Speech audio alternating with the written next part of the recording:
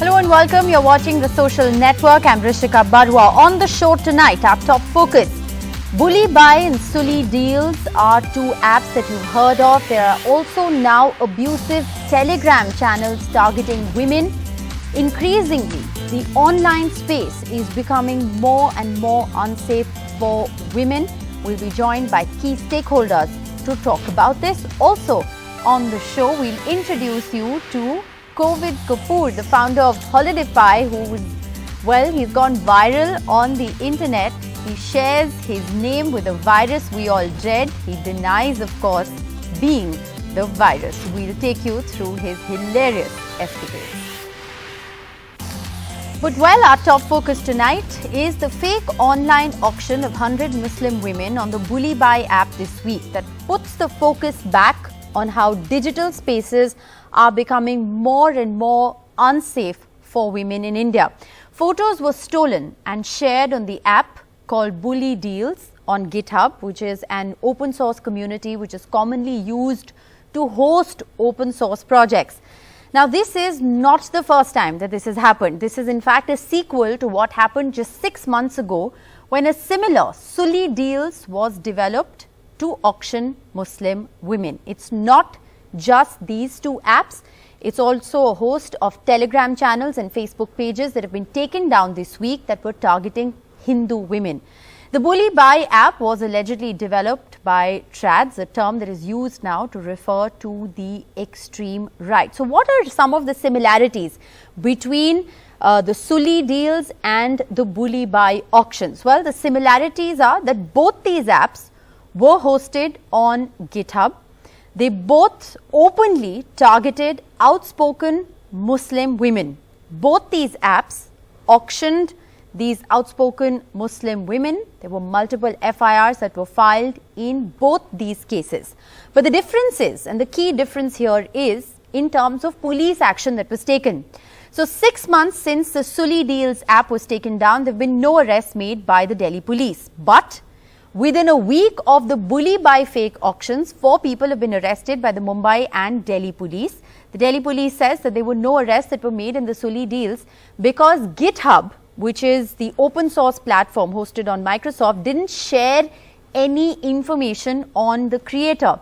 Now, this is interesting because as a hosting platform for GitHub, to provide information to the about the creator or to provide details of the IP address of the person behind the Sulli Deals, it has to go via a treaty between India and the US. Now, this, according to Delhi police sources, is the main reason why there were no arrests that were made in the Sulli Deals case. But like I said, it's not just Sulli Deals and Bulli Bai auctions. There were Telegram channels, Facebook pages targeting Hindu women this week that were also taken down. Telegram channels were used to objectify Hindu women specifically, share misogynistic, horrible posts with many sexist, racist slurs and abuses. There were multiple misogynistic Facebook pages which were targeting and objectifying Hindu women as well. The IT minister, Ashwini Vaishnav, in fact, tweeted about it. He said that the channel has been blocked and the government is working in the police, but no headway so far has been made. While, of course, we continue to ask questions of the law enforcement agencies on why is it that no arrests were made in the Sulli Deals case, how is it that progress has been made so quickly in the Bulli Bai case. The other big question that we'll ask tonight is, why is big tech silent? Remember, Bulli Bai and Sulli Deal apps are hosted on GitHub. This is an open source platform that is run by Microsoft. GitHub is the parent company.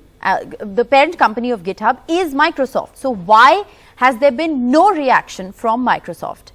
Meanwhile, Twitter too remains silent. Remember, these auctions were ultimately posted on Twitter. There's been no response from Twitter as well. Of course, these pages have been taken down, but no response. Bulli Bai, Sulli Deals are now offline, but the big tech is silent. Silent on what? On privacy violation. Photos were stolen and misused. On human trafficking. All of this is going unchecked by big tech. And the other big question that we've been asking of big tech and social media platforms is, why were sexist slurs permitted? How are they not detected? How is there no back-end software to detect words like bully and sulli, which are sexist slurs?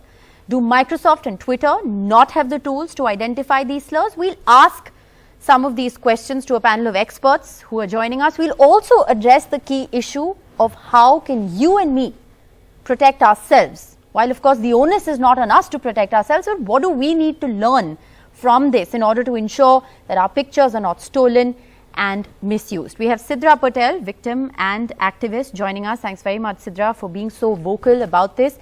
We have Ruchir Verma, Regional Director of Civil India, Abhik Datta, Azure and Security Head, Cyclotron Forbes Technology Council member. We also have Anushka Jain, Associate Counsel, Surveillance and Transparency of the Internet Freedom Foundation, and Dr. Karnika Seth, who is in fact a cyber lawyer. Thank you all very much for being with us on NDTV. I want to begin by asking you, Sidra Patel, there have been 4 arrests that have been made in the Bulli Bai app case, unlike no arrests that were made in the Sulli Deals app just 6 months ago. But the really shocking aspect of this has been how unrepentant the mastermind is. He's actually come out and said that he did nothing wrong. It's quite shocking. It's unfathomable, because I've been following the story as it unfolds, and all of them seem to be saying they don't regret this. And if you look at it in the light of various Twitter threads and some reports now on the trad versus Raita system, this whole ecosystem which is dedicated and devoted to sexualizing Muslim women, making despicable memes, and they've been at it for a very long time. So it's really frightening to watch this, because how is it permissible? How is it happening?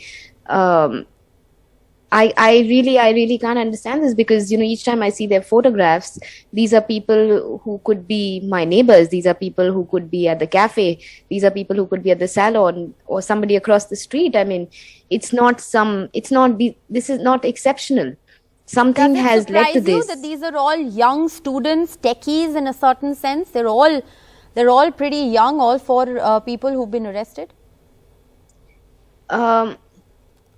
Definitely it's surprising, but if you look at it in the larger context of the hate ecosystem which has been thriving, the anti-Muslim bigotry, the dehumanization of Muslims, if you look at it in that context, it's not surprising. It had to result into something. And here, I think about 10 days back, there was hate speeches in Haridwar. All of this has resulted into something. It's not something abstract, right? Well, 4 people have been arrested, and I'd just like to tell our viewers the age categories. 3 of them are 21-year-old, and one of them, Shweta Singh, the student, of course, is 18 years old. So these are all students, engineering students. One is a class 12 student. They're all techies in a certain sense, young techies who've been arrested in this particular case. But the big distinction between what we saw in the Sulli deals versus what we've seen in the Bulli app is the fact that action has been taken. Ruchir Verma, if I can bring you in here, action has been taken. But if you look at these 2 apps, if you look at those, those abhorrent Telegram channels and Facebook pages targeting Hindu women, all this ultimately leads to the fact that the online space is just not safe for women. Yeah, definitely, Rishika, because such kind of incident has been keep on happening, as you have mentioned previously, the Sulli Bai and the Sulli deal kind of thing. And this is actually keep on happening across the society, and which is actually condemnable, right? Because this may create a lots of unrest among people, and I mean, it's among any particular community, right? So this is actually keep on happening, and so we can look on the aspect where we can safeguard ourselves, right? Because maybe in some time somebody else would come some other platform, right? So better we should, and it's our being a citizen, being a sane citizen, we should take some actions, like first of all, add watermarks to our photographs, right? Add copyright to a notice on the picture. Number 2, right? Configure the privacy setting. That is the most important, because most of the pictures are being taken from most of the major social media platform, right? So these are the major. The third one is the configure the privacy setting, right? That is actually will not allow anybody outsider to peep into your whosoever are there, right? Number 4, try to avoid tagging if possible, right? Because I know that is a privacy matter, but let's not tag, because we do not know who all is actually your known or unknown is actually maybe doing the stalking knowingly or deliberately, right? Fifth one, try to use a little blur image or a kind of low profile picture, right? And the last one, which is one of the again important people are keep missing, because as the data breaches are keep on happening on the rise, as the faster the data is, and we all know that the 5G data is again the rolling down, right? So lock your profile by the very, very strong password by using special character 8 or maybe 10 special character. Locking your profile is definitely an option, and privacy settings are definitely an option. But if you have to blur pictures or you have to splash copyright over it, you may as well not be uploading pictures. That's clearly no solution to this problem. We have to hold these platforms accountable as well. Abhik Datta, would you like to come in here? We've had multiple conversations about new IT rules in place in order, to ensure that there are community guidelines in place, community guidelines are not violated. What happens to all of that in cases like this? How can images so blatantly be stolen, women be auctioned, sexist slurs be used? I mean, if you look at the kind of stuff that was on the Telegram channels, and the Facebook pages that were targeting even the Hindu women, I mean, it's abhorrent to see that all of this just passes off without any filters at the back end. Right. You're right when you say that. But just like everything we have in life, let's take an example of in a car, which is a fantastic source of, transportation from one place to another, and we all use it. A bunch of people thought, they would put RDX into it and, bang it into a CRPF truck in Pulwama and just blast it, kill 40 people. The same is with the cyber world. You have all sorts of people in this world who can misuse technology. And just like the other panelists said, shouldn't big tech be able to detect this? Shouldn't this violate community guidelines? Why do we have community guidelines if this is not in violation of community guidelines? I was coming on to that. So the big tech companies can obviously, do a lot at their end, which can prevent, incidents like these. I know, I have been working in the Microsoft ecosystem for like 10 years now, and I know they spend billions of dollars on security. They could have probably done certain things, and I'm sure they will, things like, do a credit card check, deduct $1 when a new user creates their account on GitHub, and then refund them back. It still means GitHub remains an open source community, but you have an extra level of check. You can very well identify the person whose credit card was used and, then get to the bottom of it. In this case, this person used a Proton email and a VPN, which makes it a little more tough. Microsoft, you made a very good point at the beginning that, do they not have techniques to identify if, words like Sulli, bully, or sexist abusive remarks, language, yes. And nude pictures. They do have, and all of these are being used. I know OneDrive, which is a product of Microsoft, it's being used heavily, artificial intelligence. They can also, probably use peer reviews when an app is published on GitHub. And I know that some of it being used, it's a cat race, we all have to understand it, right? Good guys have become smart. The problem is that the bad guys have become smarter. But we'll get there. But clearly, because all of these instances, remember, all of this content was actually taken down after there was outrage on social media. And while we're talking about GitHub and Microsoft, I don't think Twitter can be given a clean sheet here as well, because this content was pulled down from Twitter also after there was all of this outrage. But Anushka Jain, explain to us, and this is really important for viewers to understand. 6 months since Sulli deals, no arrests made. Delhi police says there is some agreement with the US. We can't get information from GitHub. Microsoft is not talking to us. But, in just a week, we've seen 4 arrests being made. Explain to our viewers, why is this? I think that is something that everybody is trying to understand. What the Delhi police had said was that due to the mutual legal assistance treaty, they were not able to get information from GitHub. So because GitHub is a US company and the Delhi police is obviously in India, they're not able to get information. GitHub is not sharing information, and GitHub had said that you come to us through MLAT, and that is how we will give you information. we did, the Internet Freedom Foundation where I work, we did follow up with the Delhi police and ask them what has happened and why nothing has been done since so many days has been passed since Sulli deals.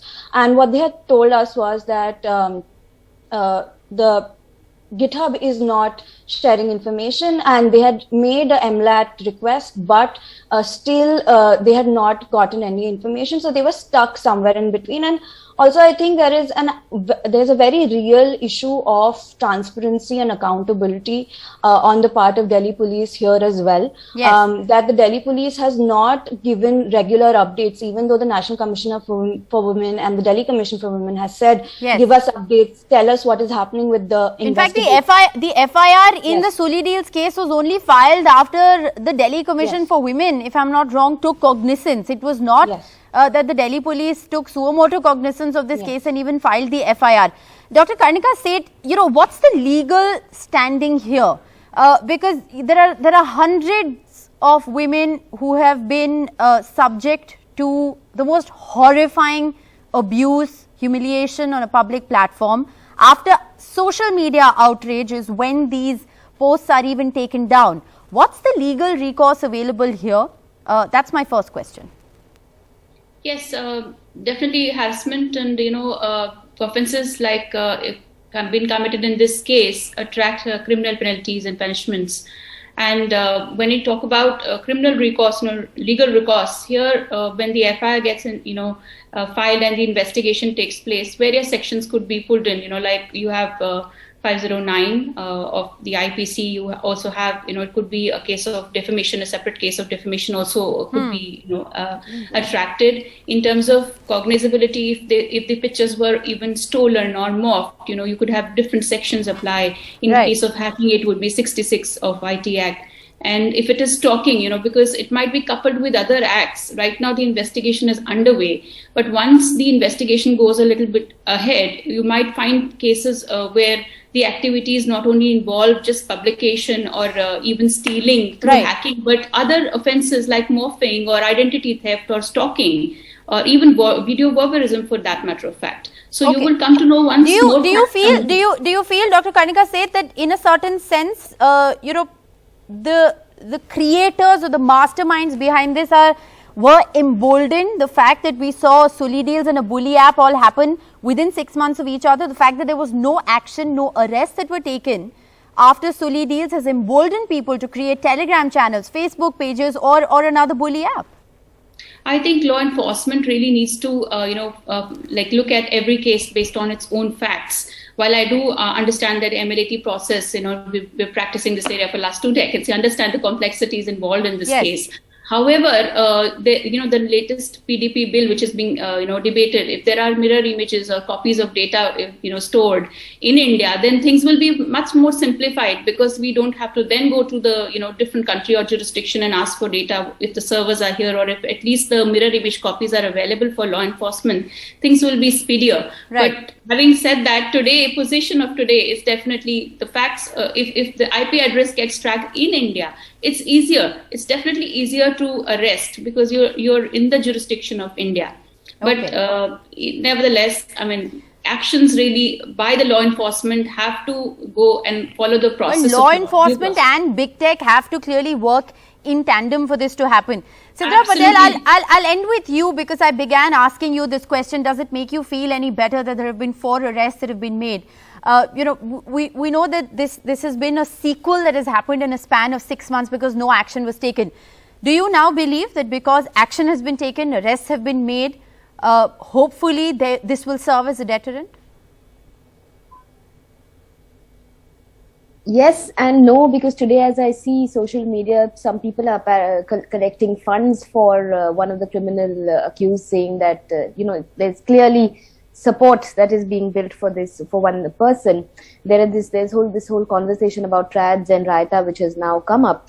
So it is very worrying, because this is, as much as I am I cannot say happy, but I am satisfied that the Mumbai police has taken action. Yes. But the larger ecosystem of hate, we can't keep that aside.